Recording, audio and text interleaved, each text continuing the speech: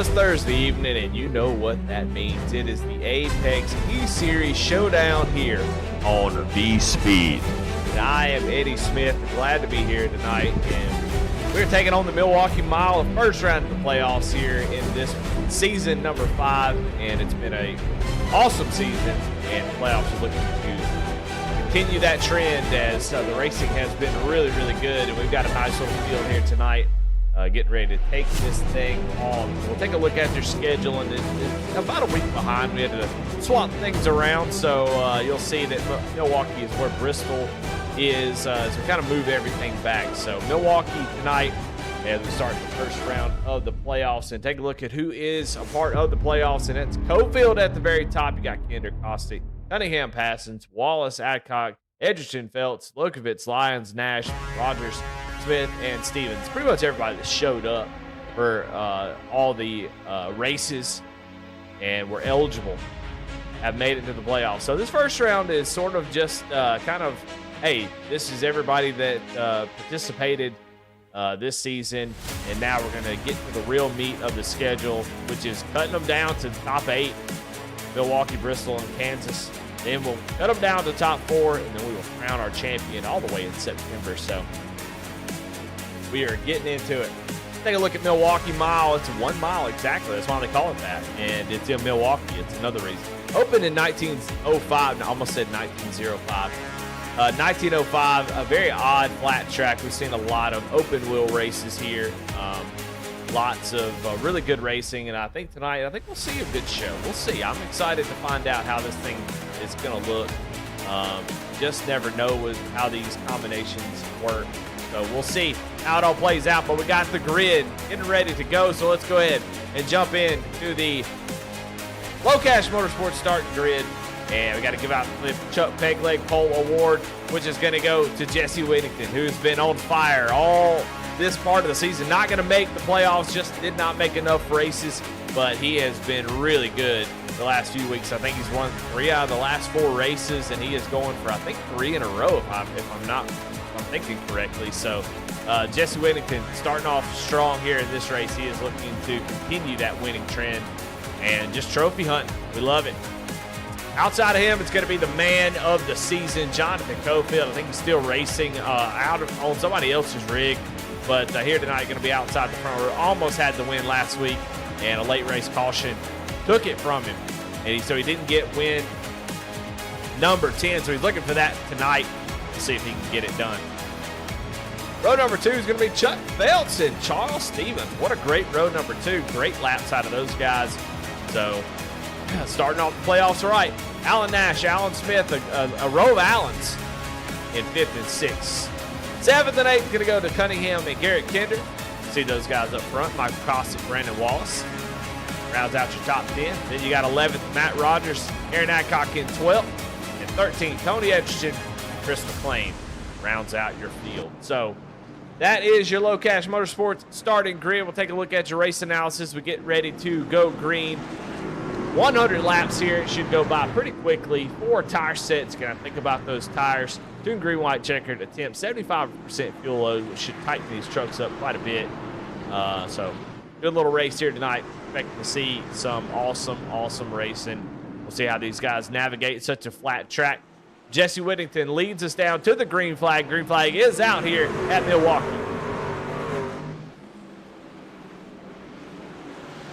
Down into turn number 1. Now we'll see almost 3 wide as Garrett Kinder looks to the outside. Kinder did not have a great qualifying effort. A couple of folks I thought would have better qualifying efforts. Daniel Cunningham I thought would be really good at this track. And he still may end up being, may have just had a little slide there in his lap. But talking about the guys who did is Charles Stevens and Chuck Feltz. And right now it's just going to be a testament of whether or not they can stay there and keep that pressure on and try to get up there and get a win. That would be pretty sweet. But Jesse Whittington with the lead here early. And see somebody, I think it's Alan Nash, way out of the groove in that 27 black Napa machine. Did not have a great turn there. He's going to fall into the clutches of Cunningham down on the inside. But so far, so good. Alan Nash continues to sort of fall away here. Is up front. About a 3-car breakaway. Old more Michael Kostick here as he's diving down to the inside or outside of Alan Smith. You can hear the not real shifting yet at all. I think Alan Smith got loose. Alan Smith loose down on the bottom. Trying to hold it down there on the exit, and the tires just got a little bit squirrely on them. Let's take a look at that real quick. And the front wrench, got to get them on the screen here.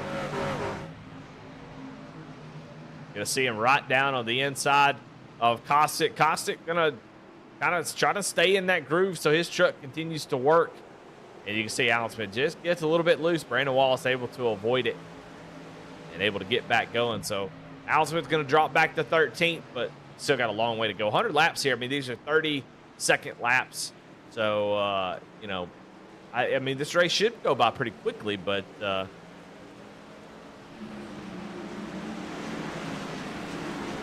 still 100 laps is enough time to make your way back into the field if you're Alan and get back up there and do some battling. Alan Nash back up into the 5th position after having that early mistake. Now he's going to be right on the back bumper of Chuck Phelps, who's been able to hold on to that 4th position for a while, but it looks like Alan Nash starting to put pressure on him now.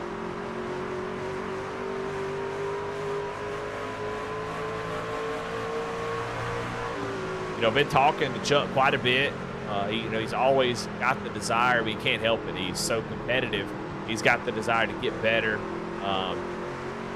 work on his craft, become, you know, a better racer every single week, every time he shows up. And, you know, we've talked to him plenty of times, and qualifying was that thing that he needs to do better. We said you got, I mean, in stock car racing for sure, and pretty much any form of racing, you need to start out front, close to the front, if you plan on having good finishes. It's much easier, especially if the field is very even, to start up front and maintain than it is starting the back and try to get up through the field. It's very difficult. A lot of tracks. So Chuck doing what he needs to do tonight. Start up front, and it changes the whole race. If you have the race in the back, think about it in real NASCAR. They talk about 15th to 30th is just a war zone back there. And, you know, the guys up in the top 5, they take it easy. They're able to save their tires. They're able to work through, you know, making sure they maintain the heat, you know, keep their car, save their stuff. You could do all that. When you're back in the mess, you can't. You have to really take, you know, any opportunities you get to make passes. It's so much more difficult. So starting up front, huge for Chuck. And so now he's able to do that. Now he just needs to be able to maintain, keep that composure. Don't make any mistakes on his pit stops, and he is in shape for a really great finish here tonight. Right behind him, the guy that I thought would qualify, start up a little bit closer than he did. That's Daniel Cunningham. He is in that green 08 machine. He is already starting to make moves. He's going to look down to the inside of Chuck Phelps. He's already up 2 spots from where he started. So I thought he would be pretty good tonight, and it's showing to be the case. He's one of the few that's been able to make multiple passes so far. So being aggressive, it looks like he knows what he's doing. Driving right down to the bottom, shifting down to 3rd. Let that truck roll. Use that engine brake to help keep it down the bottom. Try to just let it roll through the corner. These are real flat corners, and when you have flat corners, you really can't drive it. You can't lean on that right rear and just kind of like at a 1.5-mile track, you really drive down the corner. Almost the track gives you a hug, kind of slot cars you in there, and you can lean on that right rear and really drive it through the middle into the exit. But a flat track like this, you got to let the front tires do a little bit of work. Those rear tires can only do so much, and now it's like Cunningham got it figured out. He is moving through the field. He's not quite as fast as your 2 leaders, but he is right there with him. He's definitely a couple minutes faster than pretty much everybody around him. It looks like Garrett Kidder gets a little bit loose there, able to save it. Garrett, seeing that green truck pull away from him, they started in the same row, and that green truck's been able to make a lot of passes. They're talking about Daniel Cunningham, and he has not been able to keep up with it.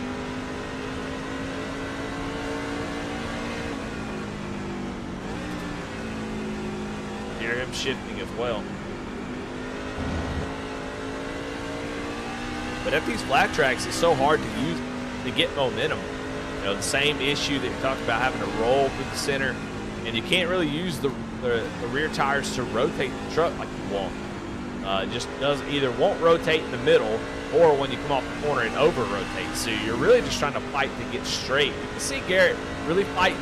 That shifting, you know, it can be a bonus, also can be a real big negative if you're not careful, because it will light those rear tires up. If you do it too much, it will be a compound problem that will last pretty much the whole tire run. So you've got to be careful how you utilize that. But right now, just trying to make up some ground. He's going to dive it into the inside of Allen. I think Allen tried to work over Chuck here.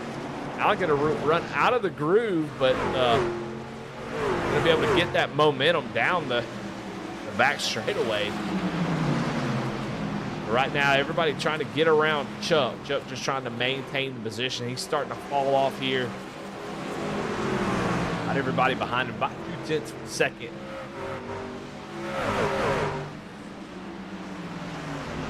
It's starting to be sort of a.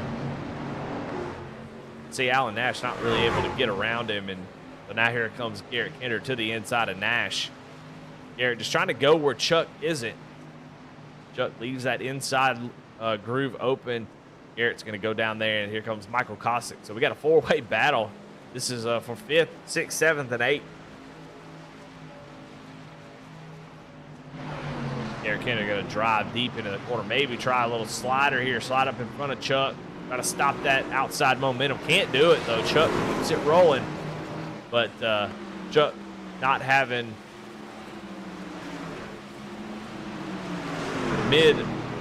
midway run through this tire run that he needs. And Alan Nash kind of gets the worst end of all that. He's going to drop all the way back to 8. Daniel Cunningham has moved himself up into 3rd. He makes a pass on Charles Stevens. And right now, Cofield is the fastest truck on the track, but Cunningham is right there with him. We're going to stay here on this battle as they continue to work around Chuck, who's, man, what a great starting position, but starting to fade here.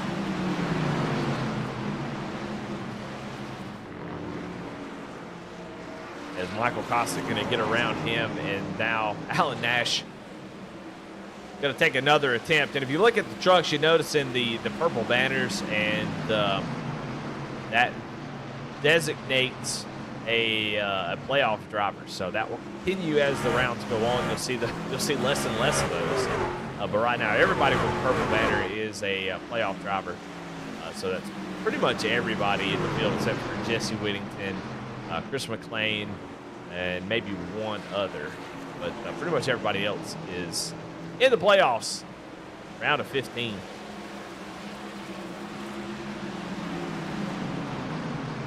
Crossing over into lap number 19, headed to 20. It's a 2-car battle at the moment. Jesse Whittington, Jonathan Cofield have pulled away from the field.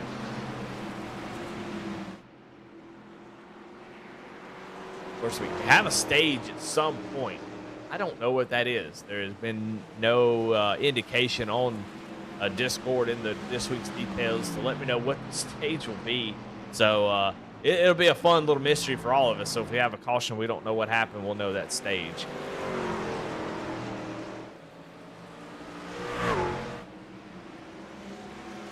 So I don't know what they're racing to. I would assume it's going to be probably lap 30 if I had to guess, but we'll find out.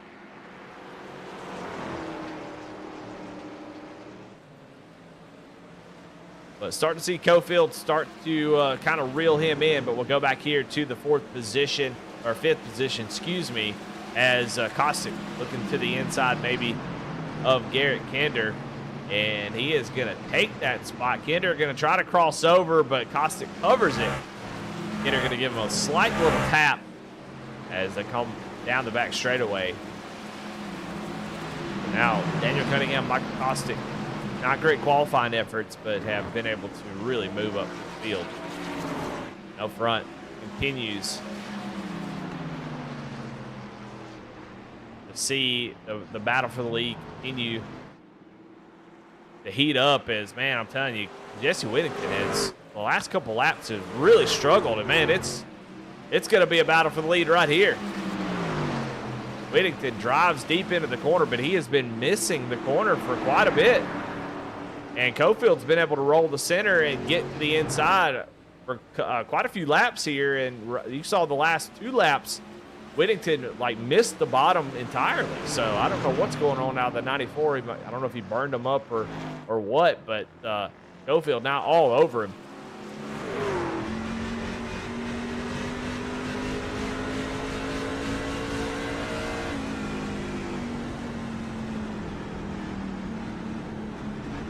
I don't know if Whittington kind of felt the pressure of that 58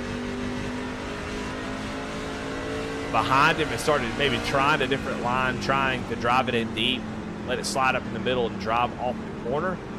Try a little diamond line maybe. That's what he could have been trying to do, but it did not work. He gave up a lot of time, but now he's going to be battling really hard to keep that 58 behind him. Jesse Whittington going for 4 wins of the season, not a playoff driver, but Jonathan Cofield going for win number 10. A lot of wins between these 2 drivers this season. It's really been a Cofield show all season, and I look it to be the case. And I think, you know, if he gets around Jesse here, that's going to be really bad for the field. Oh, that gives him maybe a little bump. I don't know if Jesse might have got a little bit loose there, but gets him out of shape. They're going to go down to the corner side by side. That outside has been really strong, but honestly, Cofield looks really good at the moment. So I think if anybody can make a pass on the bottom, it's going to be Cofield. But you can see that Whittington able to hold on to that outside line. But here comes Cofield diving it deep into the corner, going to slide up in front of Jesse, and that'll do it. 58 will take the lead here on lap 26.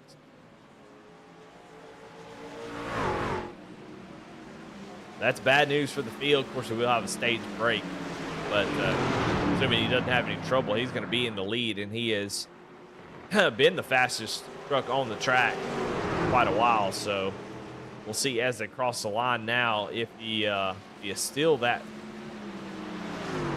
fast truck. 31.3 for Cofield and 31.8 for Jesse Whittington. Go on board with Jesse, see maybe if something's going on with him or what's happening, maybe saving fuel. I don't know why he would save fuel on the stage, but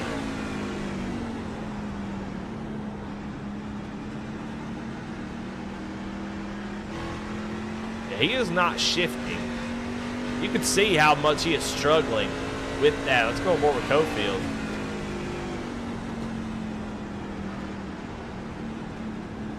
Not shifting as well.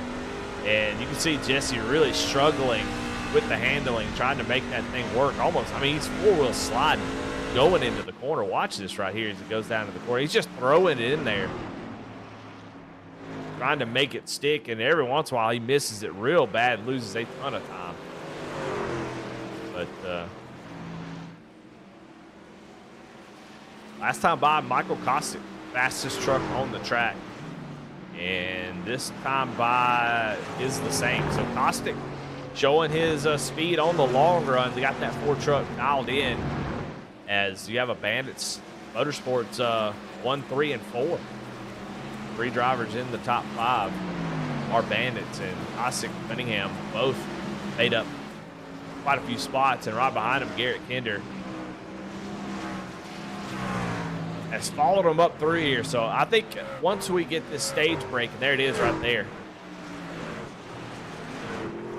Oh no, I don't know if that was stage or not. I think that was a wreck here between Brandon Wallace and Matt Rogers. I can watch here on the B-Speed replay. Thought the stage would be right around lap 30, and you can see Matt Rogers gives him the chrome horn, and they go down to the inside and make a little bit of contact.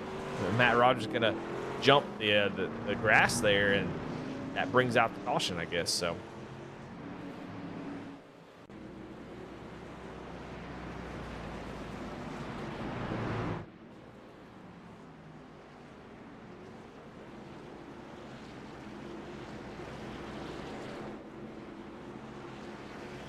like I said, I wasn't given stage, so I don't know when it is. So I don't know.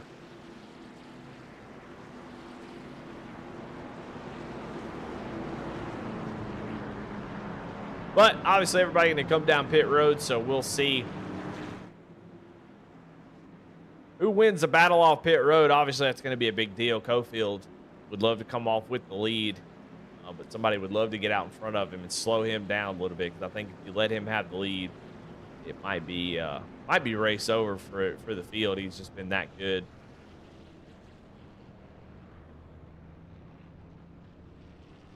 More tires and fuel will be the call. I can't imagine anybody trying to take 2 at this point of the game.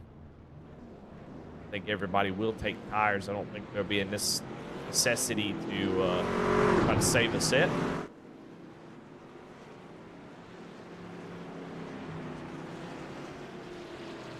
And Jesse Whittington having trouble on his pit stop, it looks like, as he's going to come in 6th. He's going to come out 5th.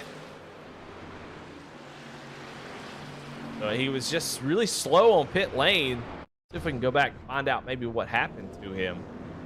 I don't know if he slid through his box. We'll find out right here. Yeah. Had to back it up right there. You can see it, and that'll do it. And that little bit of mistake, I mean, just trying to get that little bit extra. And you pull inside of another truck, it's also a little awkward, and slid right through his box. See how many spots he loses there. So he'll roll off. Actually back down pit road, so I don't know what's up with that. Getting a little bit more fuel.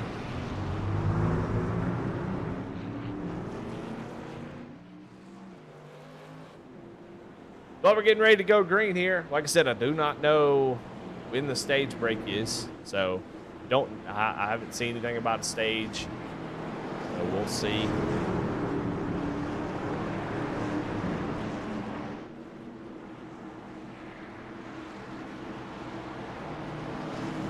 Getting ready to go green. Now that brings Daniel Cunningham up into the front row. We'll see if he has anything for Cofield. Cunningham has been really fast, especially later in the run, and now he admittedly green flag back out. Admittedly, Cunningham always says, you know what, I wish I was better on cold tires. I really struggle. You're starting to see that almost immediately as he's falling back to almost 4th place here on the start. Somebody's around. That's Tony Edgerton. He has gone around. And I think Matt Rogers involved as well. So those 2 drivers on the restart make contact, and a caution comes right back out. Oh, as Matt Rogers goes down and plows the inside wall.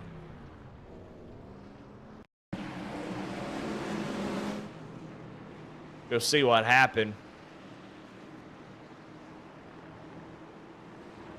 Yeah, maybe just a racing deal. I don't know. Just Matt Rogers. Twice now he has made contact with somebody in the middle of the track. So not quite sure what's going on with the 96. Go on board with it and see. Maybe just couldn't see what was going on.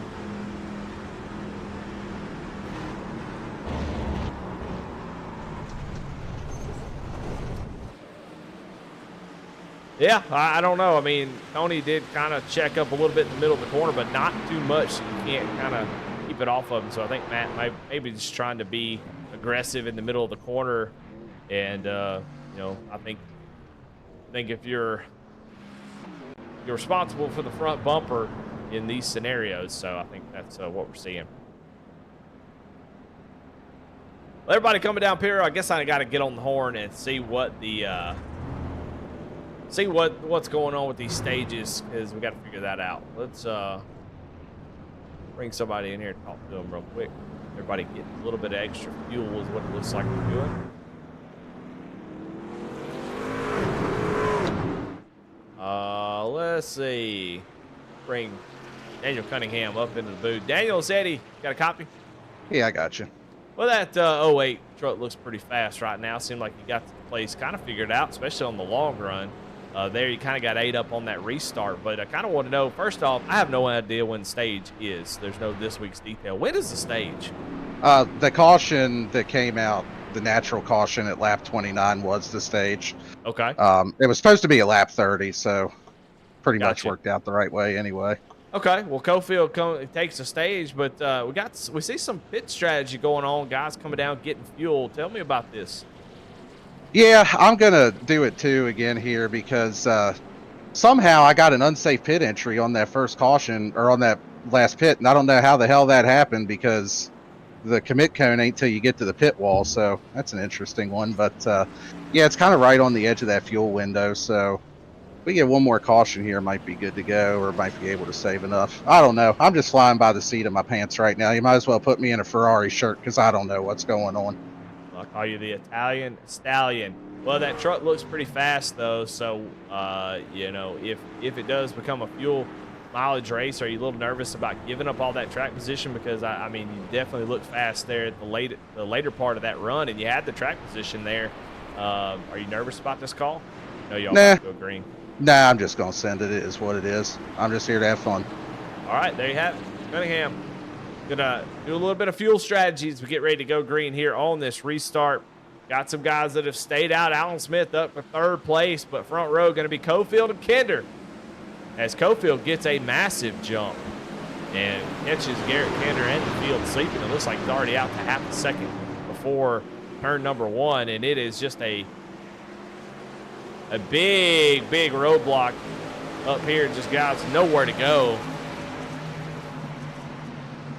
Ostick going to take over third. Aaron Adcock going to go to the outside and try to get around Alan Smith, who is stayed out while everybody went down to get a little bit extra fuel. So Alan Smith trying to play that track position game. I think it's smart. It looks like it's a pretty difficult pass out there. So right now he's got that Napa number 3 up inside the top 5, although he's going to have to really put the work in here. I tell you, 17 truck looks fast as well.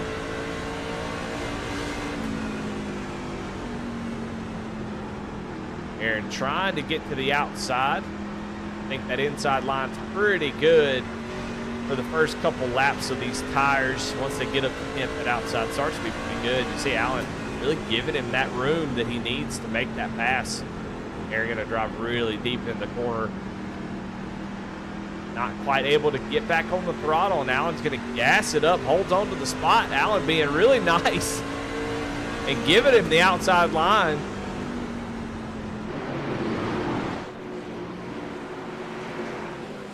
Aaron not able to really do anything much with it just yet. I think we're going to make a little bit of contact with the wall. But those tires need a little bit of time to get going. We've seen that outside line, though, be pretty good, especially when you're side by side.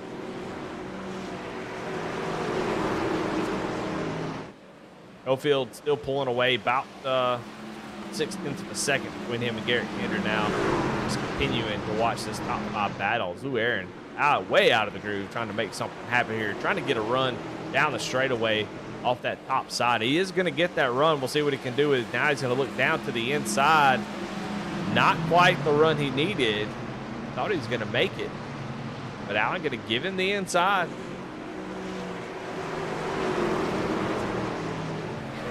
Alan Smith making it very difficult for the 17 to pass. Aaron's trying everything he can to try to find a way around him.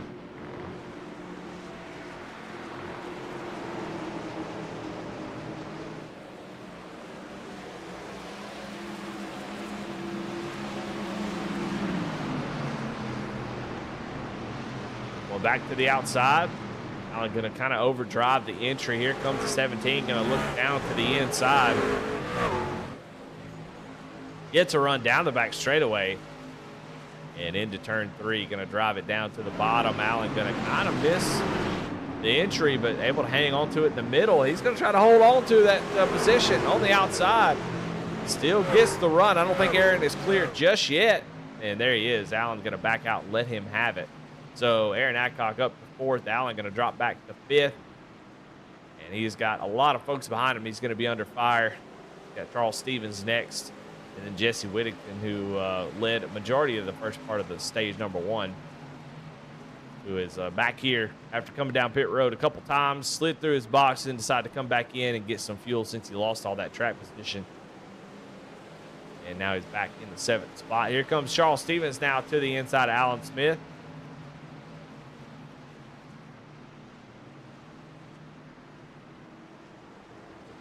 Allen trying to hang on, just cannot do it at the moment.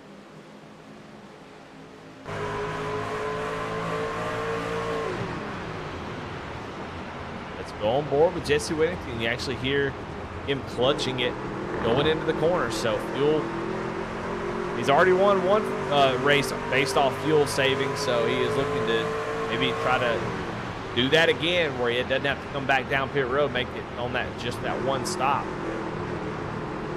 You can hear just the RPMs fall out off as he goes down in the corner. So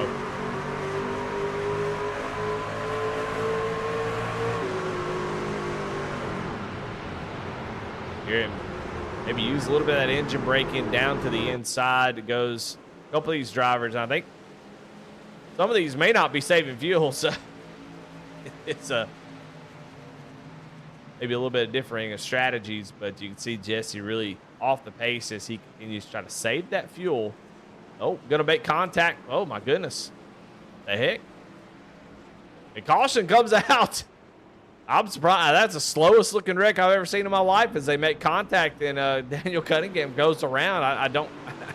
I'm confused. They're going 20 miles an hour in the corner. I don't know how they made contact. Let's go back and see what happened there. I mean, obviously guys are clutching, so it makes a little bit different. You know, guys have different entry points. They're rolling differently. But on board with Jesse here, I mean, just, man, I don't know.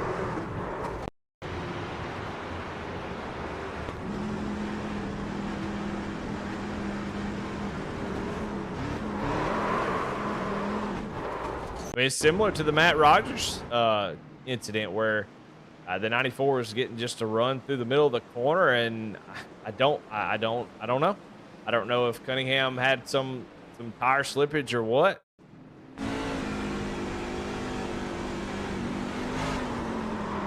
It looks like Jesse just gets into him. So Jesse Whittington gets into the back of the 08 a couple times now where guys have just kind of run over each other. So I'm not real sure what's going on.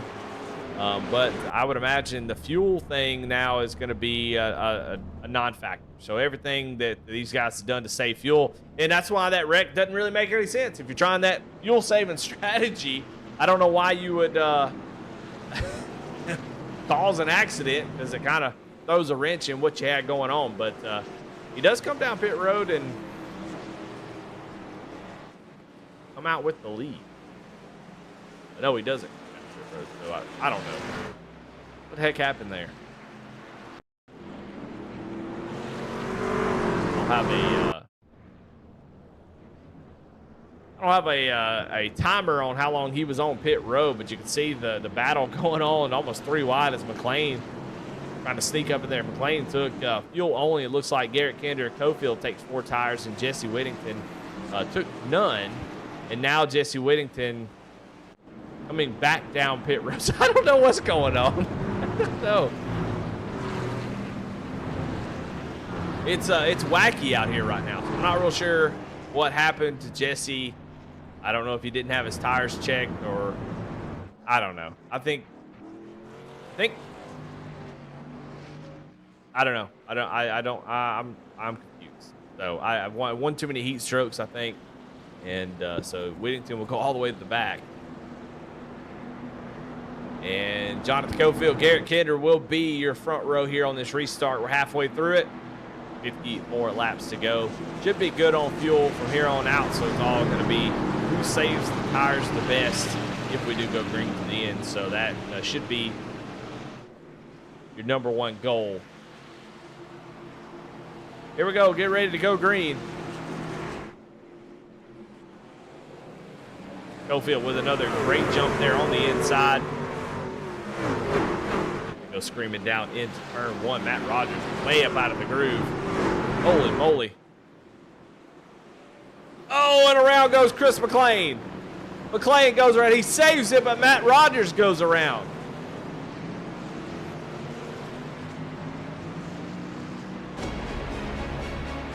Oh, man, got a little music for that one. Let's take a look at the replay there. That was a lot going on. See Chris McLean down on the inside, third truck there as he almost runs over Garrett Kinder on entry, then disappears. A little contact there as he does come back, and then I don't think that Costick could see him at that point. And then a little bit of net code for Matt Rogers, unfortunately. You can see just how much space. You see Costick gets into him, and then you watch the net code here as the server thought that Matt Rogers and McLean made a little contact as McLean was having some internet issues, just disappearing, comes back, gets run over, saves it, but also makes contact with Matt Rogers. Rogers going to go around. Looks like everybody else able to avoid it.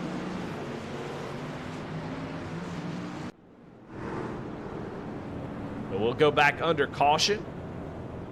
And that one, I don't really think is anybody's fault. I think McLean's internet just having some sort of issue, and because of that, that's why that caution came out. So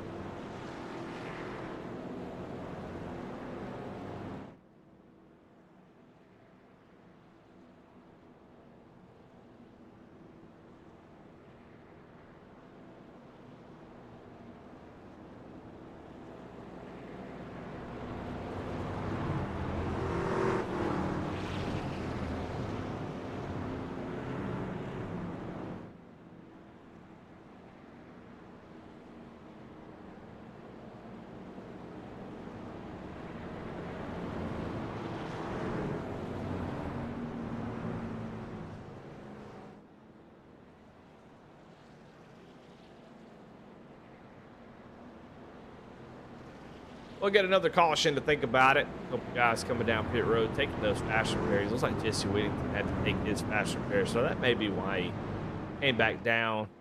Had a little bit too much damage, and took his fast repair. Matt Rogers also has taken his. Chris McLean had fixed some damage. Elects to hang on to that fast repair.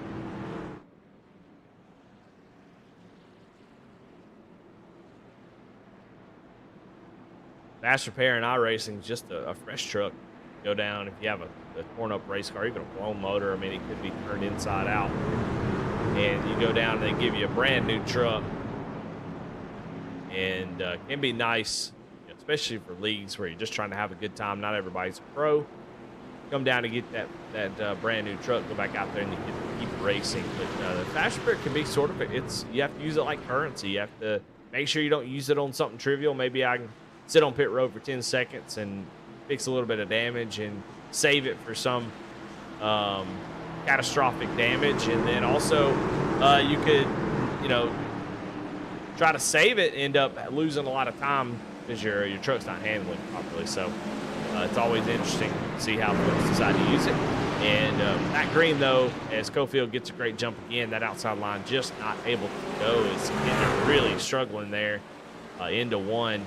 And Costick going to get to the inside, but momentum from the outside going to keep 13 in the second position. And I think, right now, Garrett Kinder, I haven't seen it just yet. I think Costick, Cunningham seemed like they were a little bit faster early on. Kinder, I know how good he is, so definitely was not me saying he can't do it, but honestly, I think the 4 and the 08 seem to have the most speed as Alan Smith down to the inside wall, gets it loose again. I don't know if he got a little bit of help, but able to keep it going. We stay green, but that 4 truck, and if the 08 can ever get back to the front, I think they were a little bit faster early part of the run, but one thing I do know about Garrett Kinder is his ability to adapt. So while that first run didn't look great for the 13, we've seen it happen before where he at the second stage becomes a big player. So I think the 13-4 and the 08 have a good shot. Right now I know the 4, if we can stay green, the 4 had a really good long run truck, and you kind of see the separation between second and third as Garrett Kinder lays the fastest lap of the race. So he is really pushing to try to get up here to the 58, and I think self-admittedly he will say he is it's hard for him to when he sees a carrot, he's got to go chase it. It's hard for him to save those tires. So I wonder if the 13's not pushing a little bit too hard here. And you can see he is 4-wheel sliding, gets a little bit loose there on entry, really pushing hard to try to get up there and pass that 58. But we'll see. He's still got a long way to go in this race, so I wonder if he's not pushing a little bit too hard.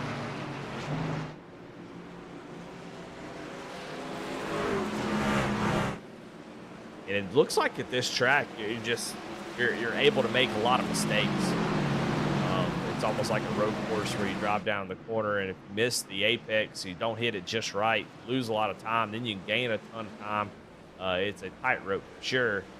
And Garrett Kinder loses 0.2 of a second last time, and then 0.2 here. So while he was a little bit faster a few laps ago, now it's all of a sudden starting to fade away a little bit. Faded away pretty quickly. So I think right now Cofield is in the driver's seat for sure. It's going to be hard for anybody to run him down. He was one of the faster drivers on the long run, and you get him out front, he is almost unbeatable. And that's going to look to be the case right now. I just don't know if anybody's going to have what it takes to get back to him. But Dick Kostic's starting to reel Kinder in just ever so slightly. Kinder about a tenth slower than both these drivers last 2 laps.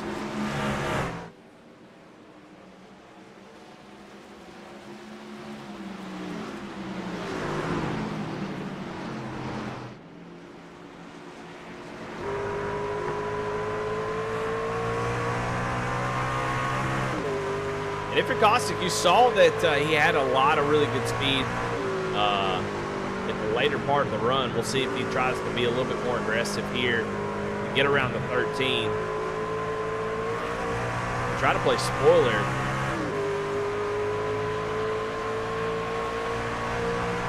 On his teammate, try to keep him from getting that 10th win.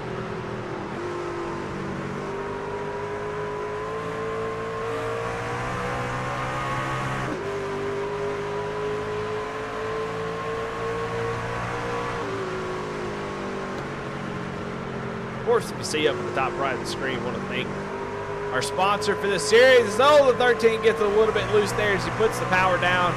It does a great job of saving it. That'll heat those tires up for sure.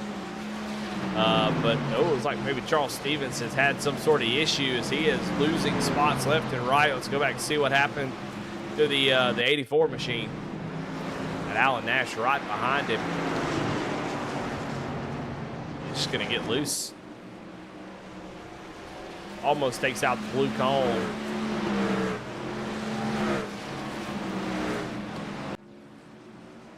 The battle for second continues to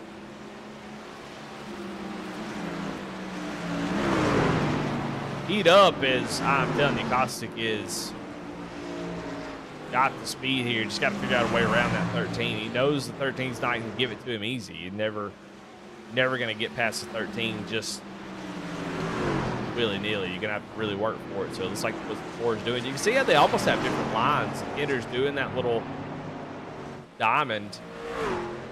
Drives it in pretty deep, pushes up in the middle where Kostic is sort of entering in high and rolling the center. So 2 completely different lines here at Milwaukee.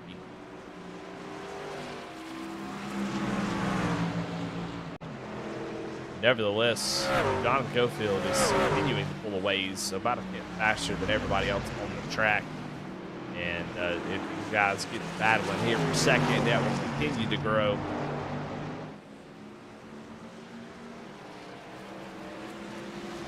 I think a lot of drivers in this field have got good skill in a lot of places. Cunningham, maybe not the greatest on a restart or on fresh tires, which, I mean, that's self-admitted. That's not me saying that. It's something he has said to me.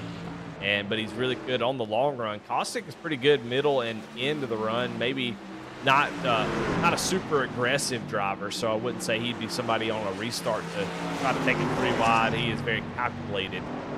Cofield is just the full package, man. He is good early in the run. He can manage his tires, get to the middle of the run, and get to the end of the run and be really good. But he can also make moves, make passes, and do them really smart. And Garrett Kinder is just like he's from Oklahoma, so he's just like a tornado, man. He just comes in. You can't stop him. You can't tame him. He's going to go out there and race his guts out. And he has got a lot of race wins here in Apex because of that. He knows how to get it done. Now, I'll tell you, if we get a late race caution no doubt in my mind, I'm putting money on the 13. He can get it done. So a lot of really good personalities here in this series, a lot of different skill sets, a lot of different things that guys are good at and not so good at. Right now, we got a great battle here for second. Oh, they're going to go down, make contact. Man, it looks like maybe the 13 has his brake bias down just a little bit too low. I don't know. Got on the brakes and almost like it yawed him into the 4 as he was trying to make the corner. But after that contact, 13 got to do it again. He's sliding on the entry, trying to make the corner, and slides all 4 tires, almost makes contact with Caustic. And that move right there allows the 4 to get by him. But we'll see if the 4 has anything for Cofield. That was that battle actually relatively quick compared to what I thought it would be. So he's got 30 laps to make something happen here. We'll see at the line after he gets a couple laps by himself if he's able to keep pace. But we'll go back here. Battle. Cunningham up to 4th. I'm telling you, he is quick. I just think, when I asked him that question, he says, I'm here to have fun. Well, winning's fun. And I think Cunningham has a pretty good piece here tonight. And I'm surprised, he tried the fuel strategy. Of course, the caution comes out and ruins it. And so he had to restart outside the top 5, has moved into the top 5, about 4 seconds back from the leader. But I'm telling you, I think the 08 has got really good speed, and I think he can get up here and win this race. If we get a caution, I'm telling you, it's going to be an entirely different race. Because right now the top 5 has kind of settled into race-winning trucks now that I really feel like can get it done. But I've been really impressed with this 08. I have no idea if he's good at Milwaukee. I have no prior knowledge. It just looks like from the drop of the green flag, the 08 has been one that's been able to make passes much easier than everybody else. Has been able to maintain a lap time throughout a run compared to the other drivers. So just showing a lot of strength. Last time by, Caustic was faster than Cofield, and so was Cunningham. So those 2 drivers, we keep mentioning them, but got to keep an eye on them. I don't know if they're going to – Caustic's got enough time. He is only 1.3 seconds back from Cofield. So if he can continue to chip away at the lead, if he can be a 10th faster every single lap, he'll be there in 15 laps. Math. And that's the trick, maintaining that type of advantage. He just did that last time by too. So he is chipping away at it. Don't want to burn the tires up getting there. Still got to pass him, but I think Caustic has enough to get up there and battle. Cunningham, I think, is too far back. And he's got to drive through Garrett Kinder to get there. But I'm telling you, if we get a caution, this is going to be exciting.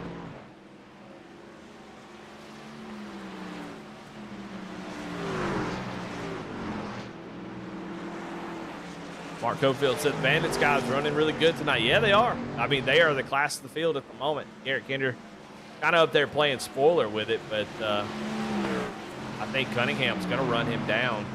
Cunningham last time by fastest on the track, so.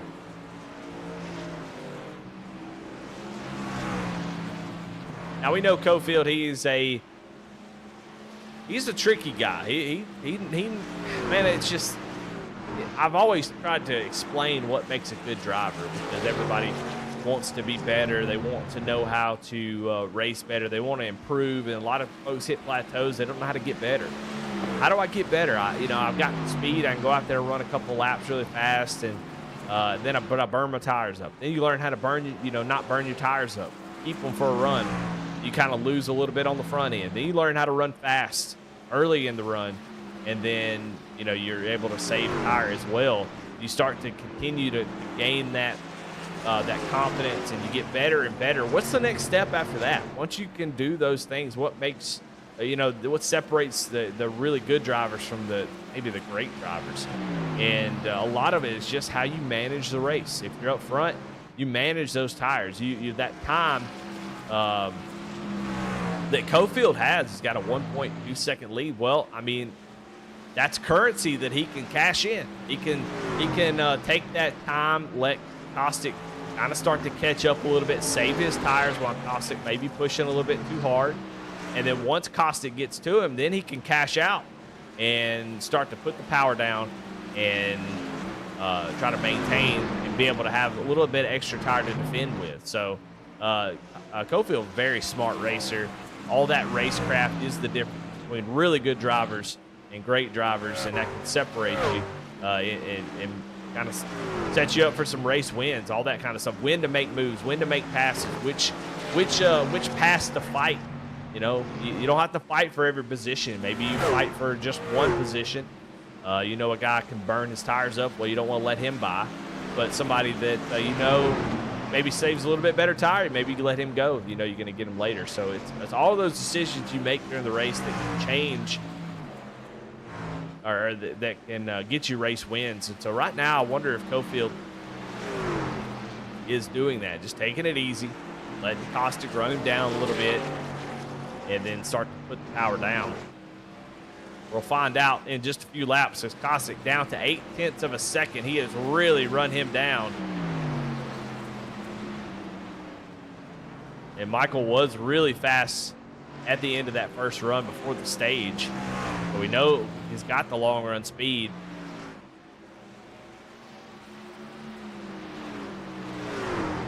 See Michael Kostic get his first win of the season here in Apex. Be a great track to get done, especially first race in the playoff. You lock yourself in to the next round. I know he would like to do that for sure.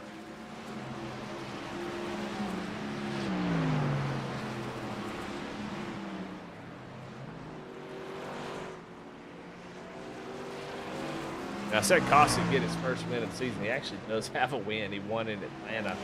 So that's a long time ago. Golly, it feels like forever ago. It's back in February. Last time Kostic won here in Apex, so I know he'd love to get back down in victory lane.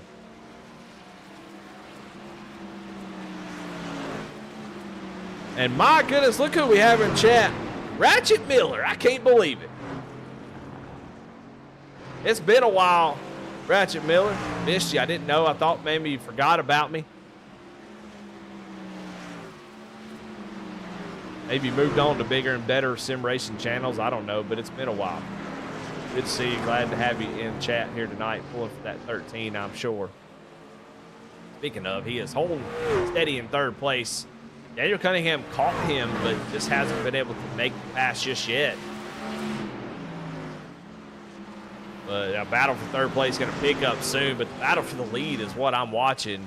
Obviously, that's maybe the most important. We got a little bit of lap traffic up here, so obviously you want to work around that lap traffic as quickly as you possibly can without losing a lot of time. And obviously, you know, these guys would love for Tony to move out of the way and just let him have it. But, you know, Tony is fighting to stay on the lead lap. He has every right to fight.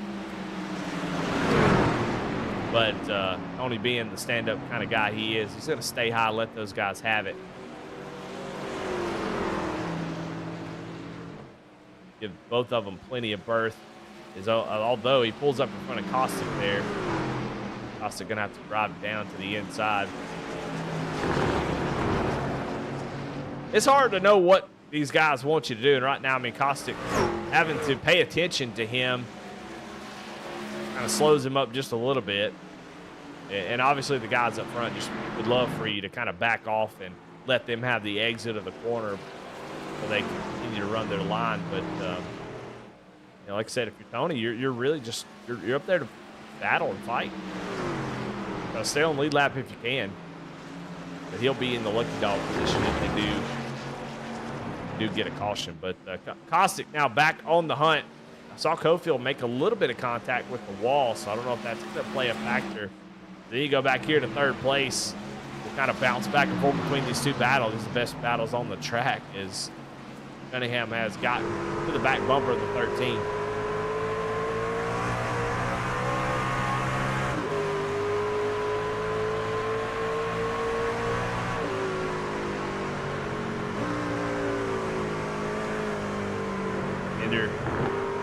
Rolling that middle lane. We got this lap traffic of Tony Anderson coming up on him here.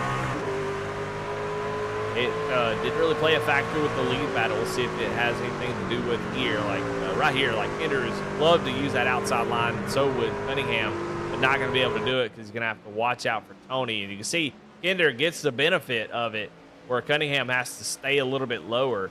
You just hate to catch a lap truck right there on the exit of the corner. Try to time it where you don't catch them there, but sometimes it's just nothing you can do.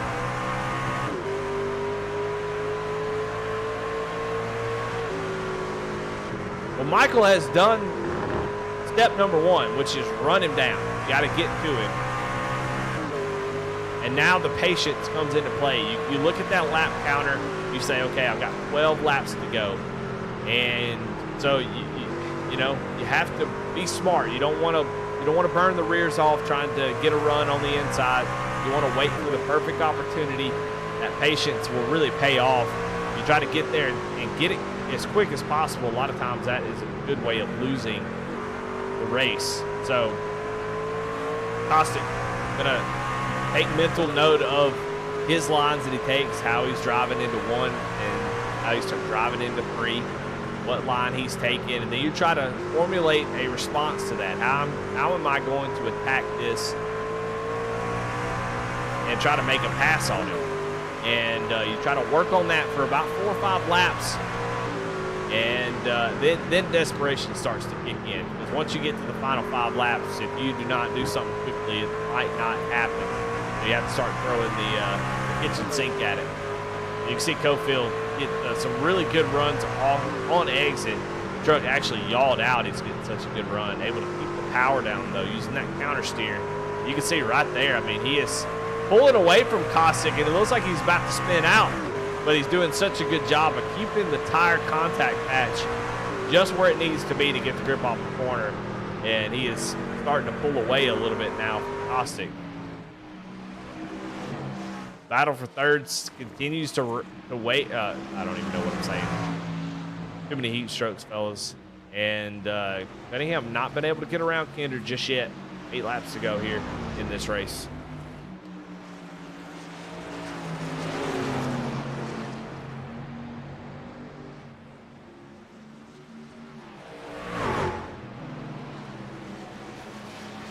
Cunningham going to take a dive down to the inside. Oh, same issue that we saw the 13 have against Michael Kostick. Drives out in there, just not able to roll the center, pushes up a little bit, makes a little bit of contact with the 13, but nothing egregious. So now here comes another dive down to the inside. It is time to go for the 08. A little bit of contact made there, and you kind of say, why is he making that contact? Well, these guys are racing side by side in a full-bodied stock car, a stock truck, I guess.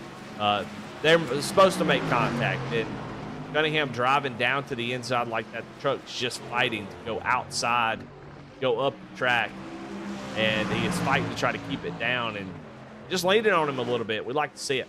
Up front, Cofield starting to pull back away. We talked about that. Let the Kostick get a little bit close, get close, and then just start to lay him down here at the end. That's what he started to do, about a bit faster last time. He is the fastest truck on the track, and that gap is now back to 9, almost 8 seconds. We continue to watch this battle for third.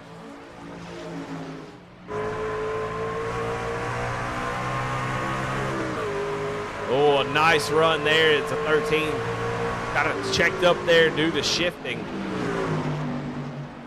And Cunningham with a great run. Is he going to be able to clear him? He does. So Cunningham up to third place, but here comes Kinder. Not going to be denied the ability to race it out. Tried to get back under him, but Cunningham able to take over that spot, and it looks like he is going to try to pull away here the late stages of this race.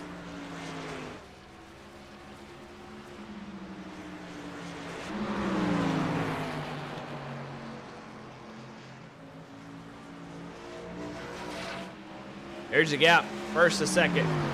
Now up to a second. Kostick gave it everything he had, but just not going to be enough. I tell you who's wondering about what might have been is Daniel Cunningham, man. Third. He is the fastest truck on the track. Gosh, caution can change everything for him. I think he's got what it takes. He is still the fastest truck on the grid. He's a tenth faster than both leaders at the end of this run. So, but Bandits 1, 2, 3 now. But Cofield almost had win number 10 last week. Late race caution. Tony Edgerton changed how that ending worked out. Hopefully we don't have another one of those, but time is running out for the field. Michael Kostick. But for Cofield, that 10th win is within his grasp.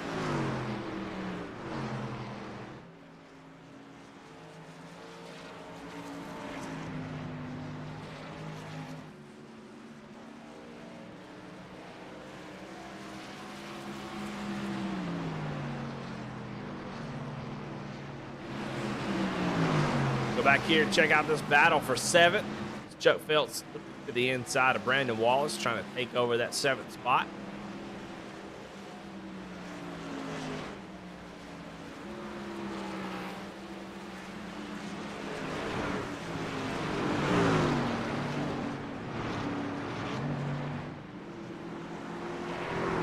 And Jesse Whittington comes down pit road, takes 4 tires, and goes out and sets the fastest lap. So he's doing F1 strategies here. Jonathan Cofield will take the white flag. One more lap to go here in this one.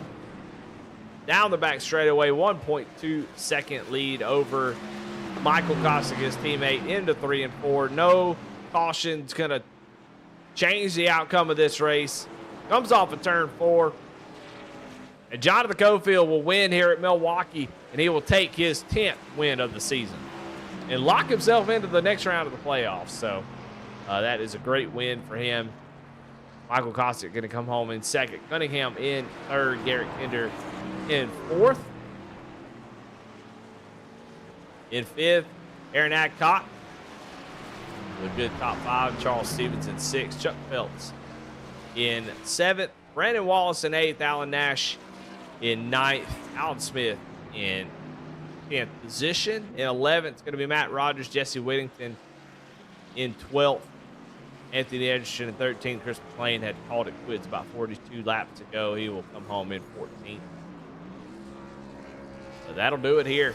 Celebrating your winner. Cofield going to burn them down on the front straightaway. Win number 10, leads 76 out of 100 laps, showing why he is the best.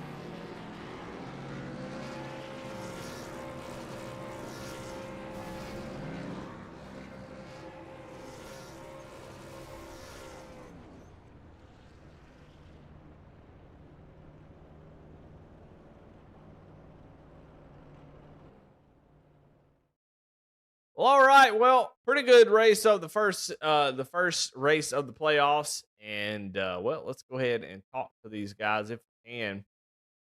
Don't see Jonathan Cofield in chat. We'll see if he joins, and if he doesn't, we'll try to get him another time. But we'll start with some other folks first, and we'll start with 2nd place, Michael Kostick. Well, you know what? I wonder if he is not Mark Cofield. Let's bring Mark up in here, and we'll see if that's Jonathan. Is this Jonathan? Yeah, that's Jonathan. Okay. I didn't switch Discord over. Yeah, I put 2 and 2 together. I said, I bet this is him. Well, hey, man, congratulations on the win. Win number 10. We've been waiting on it to come. And, last week we had the issue of a late race caution that changed the outcome of that one. But no late race caution this time. 76 laps on someone else's computer. That's pretty impressive. You seem like you had the fastest truck. Pretty nauseating. Yeah, fastest truck all night. You're able to get that win, man. Congratulations. Talk to me about your race. Yeah, it's a good race. Pretty quiet. Hate what happened to Jesse getting caught up. I think he was going to try to beat us on the fuel strategy again. So kind of hate that he got caught up in something back there. But he was pretty quick too. Everybody was shifting in the race. I was trying my best just to keep it in 4th and keep the rear tires cool. That first run, I caught Jesse because he about burned the rears off. And then right toward the end, Kostick battling with Kinder, I was able to get away, and then Kostick started running me down, so I had to start shifting those last few laps. Had to learn how to do that. So, yeah, all in all, pretty good race. Yeah, well, I mean, 10 win on the season, but the most important thing is that because while those stage points do matter and will definitely help you, you know, having 9 wins on the season, you go into the playoffs, it can really change quickly. Uh, but being able to win the first race of the playoffs, lock yourself into the next round. Now you don't really have to worry about that if something happens were to, have a couple bad races. Now you're locked in. So you're moving on to the next round. We know that, and obviously, I mean, the championship is yours to lose. I hate to even ask this because it's a stupid question, but do you have any pressure? Now that you have 10 wins, kind of like Kyle Larson in 2021, where you win 10 times, you kind of feel like you have to go win that championship. Does that change the pressure at all? Does it give you confidence, or does it make you feel like, man, I got to win it, or the whole season's worthless? Oh no, I think it's actually 9 wins. So next couple of weeks we'll be going for 10. I think iRacing counted something wrong, but yeah, there's always pressure in here. I mean, I've raced against these guys, for years, and Kenders, Faz, Costic, and Aaron Adcock. I mean, Whittington. I mean, there's a lot of fast guys in here. I just seem to maybe save tires a little better and try to stay up front and keep out of trouble, I guess. But yeah, there's always pressure. Darlington in the season, had a big lead and got involved with a couple lap cars, so anything can happen. Well, you are right. It looks like Gateway that it counted twice. Maybe it was a messed up session. So you're right. Only 9 wins. Drive Dadgummit. pretend Well, still on. yeah, Drive it's pretend still still on. what a failure of a season. I thought you had Yeah, I'm 10, telling and you. I thought it was unbelievable. Now it was a failure because you only have 9. So, I'm real. Yeah, Gosh. never mind. I take back all I said. I think you're in big trouble. But man, congratulations on the win here tonight. I mean, you obviously were really fast and you showed it. And I think you were playing a little bit with Caustic there at the end. But congratulations. Who you got to thank in that 58 truck? Now, of course, I got to thank you and V Speed for doing broadcast. Jimmy at Apex. Go check them guys out for all your button box needs. American Grid Apparel Company. Chuck for doing the Pole Award, Low Cash Motorsports, Karen Farmer Rich, of course, had a couple of those. Pole Man for this post race interview. Cofield Asphalt Finish and Cofield Fine Service. Bandits 123. All of us on the podium. You should have just moved the network down to our chat, and we could have took care of all three of us. But and SM Racing Products. Use code Bandits1, save you a little money on their button boxes. Also got some great products over there. All right. Well, there you have it. Jonathan Cofield, 9 wins on the season, looking for 10 next week. And I cut him off. All right, let's move into second. I don't got time to wait for you. You got to say what you're going to say, I guess. All right, let's pull in second place. Michael Kostick. Man, I tell you what, I think you're one of the faster drivers in here tonight. Bandits all kind of showed up ready to roll. Talk to me about what you struggled with early in the race. I mean, you're able to make up a ton of spots. You had a lot of the good long run speed. What happened in your qualifying that made you start sort of towards the back?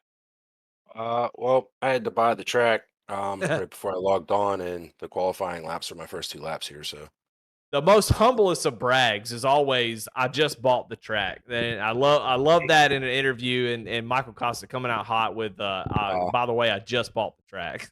yeah, I thought I owned it. I swear I owned it, but yeah, I still don't like it. So Could you get a refund? You ought to try to see it. I just read the one race. It's still clean. Let me see if I can return it. yeah, I think I said that during pace laps. Yeah, I don't know, it drives weird, but it's still a fun race. Started shifting there late in the first run, so I was able to actually make some passes and get some drive off. It was weird because you got loose in fourth gear on exit, but downshifting to the third, for me at least, it seemed to stable it out a little bit. So yeah, I was able to make some ground up doing it that way. Well, I mean, as far as playoffs go, I mean, great night. You were really fast on the long run. You had a nice little run there. You're just too far back, it just, there on that last run. If you had a caution, I would be so curious to see what you or Daniel had for Cofield, because it seemed like you guys could keep pace with him throughout the run. The only two drivers really that could. And I would love to have seen that played out, but gave it your best effort to get up there and try to get to him. Seems like he started shifting once you got close and started to pull away. Is there anything maybe you could have done differently to get to him? Maybe not tell him that I was shifting. Um, Yeah, I don't know. He just had fresher rear tires there by that point. As soon as he started pulling away, I just figured he was messing with me that whole time. So yeah, but I mean, he's always fast here. Everyone always just here in Ohio, everyone pretty much assumes the win for him. So it was fun to run him down and seem like I have a shot. So that's all I can do. Well, second place sets you up good for the next round of the playoffs. You keep this momentum going, you'll be rolling right in the championship four. Well, man, who you got to thank here tonight? Thank you for doing the broadcast. Apex Sim Racing, American Grid Apparel, uh, Chuck Feltz, Low Cash Motorsports, Kinder Farm and Ranch, Poman Motorsports, and all my teammates at Bandits. There you have it. Michael Costa takes home the second position, and then bring in my pick for the race, who just let me down. That's Daniel Cunningham in the '08 Oregon Ducks machine. Well, I mean, man, Daniel, you had a lot of speed here tonight, and you qualified toward the deep end of the field. You tried some fuel strategy, gave up that track position, but still able to drive all the way back up to third place. That truck was fast here tonight. Yeah, I think I had the right paint scheme on, because just like the Oregon Ducks, had some speed and gonna let down whoever's rooting for me tonight or whoever picked me. So that's a pretty fitting analogy. But yeah, I'll be honest, I absolutely hate this racetrack. But Cofield's given me some good tips. I mean, he's the reason that we can't run this place over in Rebels anymore, because he went out and stomped the field once over there. So I figure if there's anybody good to lean off of at this type of place, it's definitely him. So yeah, I mean, I wish there was some bonus points or an award for passing the most trucks tonight, because I think I would have got that one pretty easily with as many times as I had to drive up through the field. But yeah, I mean, even though I say I hate this place, it was kind of fun fighting my way back up through there. Had really fun battle with Kinder there at the end. I hope it put on a good show for you. So I know there's a pretty good battle for the lead going on at the same time, it looked like. But yeah, I got to have some old flashbacks of watching Kinder melt his right rear tire in front of me. So that's pretty cool too. Yeah, well, we're professional here at V Speed. We can cover both battles at the same time, and that's exactly what we did. Saw you drive in there a couple times and lean on Kinder, trying to make that inside work as you were trying to make that pass. I mean, as the tires start to wear out, tell everybody how difficult, because it's from the eyeball. Watching it, you kind of go, well, it looks like you just drove right into Kinder. But I mean, talk about how difficult it is on a flat track like this to try to make the entry, especially when somebody is trying to prevent you from passing and trying to make that move without making contact. I told him we put fenders on them for a reason, to make a little contact, and ain't nothing wrong with that. But talk about how difficult it is to make a pass like that at a track like this. It definitely is hard to pass. That's the reason why I'm really not a big fan of this place. You've just got to be so much faster than the person in front of you to really get anything done. Um, that's the hardest part, is trying, and especially like with Kinder, because he's so good at getting that drive off. Because when most people would have to, feather the throttle with the tires breaking loose, he just leans on that dirt experience he's got and just keeps his foot in it and somehow makes it work. So yeah, it definitely makes it tough. And I leaned on him twice there, I think, in 2 consecutive laps. And I'm like, all right, I need to back off, let this front tire cool down a little bit and try to go back after it again. So it definitely seemed to help when I got back up there to him. But yeah, you're right. I mean, we put fenders on him for a reason. So might as well, have like, can't remember who sang that song. Ain't nothing wrong with a little bump and grind. That's R. Kelly. That's a weird reference, but I didn't realize he was the one that sang that. So I might need to edit that out of the broadcast later. Well, it's still. I mean, if you're going to pick somebody to lean on, I think Garrett Kinder is the right one, because it seems to only make him happier when you lean on him a little bit while you're racing. He can definitely race and make a little bit of contact. And y'all put on a really good show. So congratulations on third place. That's good for points. Going to move the Bandits to the top of the leaderboards, moving into the next round. Cofield will move on, but if you guys keep showing up like this, I think you might get close to a Bandits lockout. So congratulations again on third place. Who you have to thank? Yeah, appreciate you doing the broadcast, and appreciate Adcock and all the admins in the series. I gotta pull up our sponsor list here real quick. So appreciate Apex Sim Racing, American Grit Apparel Company, Chuck doing the Pole Award, Low Cash Motorsports, Kinder Farm and Ranch, Poman Motorsports. Thanks for them supporting the league. And I guess go Ducks. That's the only thing I got left for tonight. Then R. Kelly. That's Daniel Cunningham. He is third place here tonight. And what a great run. Started back in 7th, able to drive right up through the field. Kostick was able to outpace him a little bit on driving up through the field. Kostick up 7 spots when he started. And Aaron Adcock also had a great run. He moved up 7 spots, started 12th, finished in 5th. Kinder started 8th, finished 4th. So a lot of guys moving up through the field, making some passes. But that's going to do it tonight. That was a surprisingly good race for a place that I'm not really fond of either. So I think everybody put on a good show, but I want to thank Apex Sim Racing for their sponsorship of this series. Been around for a long time. Button box has been given out. Boy, it's a really cool partnership. So definitely want to thank them. If you want to support Apex and you're in the market for some sort of sim racing accessory, definitely go check them out. But Eddie Smith, V-Speed, that's it. It's going to do it for us tonight. First round in the books. Cofield moves on to the next round. And then we take the high banks of Bristol. And that will change the game. We're through the really, I mean, I hate to say it, but since Charlotte, this is the worst run of tracks that I've ever seen in a schedule. Gateway, Nashville, Pocono, Lucas Oil, Richmond, Milwaukee. I mean, just the worst run. So we're through it. We're outside. This is the final just poopy race that's going to be out there. I think the racing has been good, but I think those tracks are just awful, especially here on iRacing. So we're going to go to Bristol next week. That's going to be a blast. So you definitely want to tune in for that one. That always puts on a good show. Then we go to Kansas. My gosh, one of the best mile and a halves on the service, and a great one here in the truck. So that's going to be fun. Then you got Talladega.